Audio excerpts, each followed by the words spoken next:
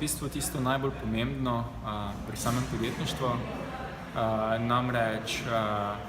če uspemo z samo stranko zdržati en dober, kvaliteten odnos,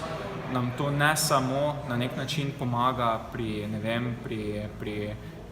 dolgoročni investiciji, če gledamo iz strani same stranke kot eno stranko, ampak nam v bistvu tudi hkrati pomaga pridobiti nove stranke. Namreč stranka je redko kdaj recimo le ena entiteta, ampak ima svoj network in svoj community, in če imaš dober odnos z posamezno stranko, lahko na tak način v bistvu dobiš nek dodaten reach, ki ga recimo mogoče prej ne bi imel, če si seveda kvaliteten in dober. In zdi se mi tako, da je to ena izmed pomembnejših stvari, na katere pač mora podjetnik paziti, da vzdržuje dober, fair odnos z stranko, in to se dolgoročno vedno bistveno bolj obrestuje, kot pa če gledaš samo na tisti short term gain.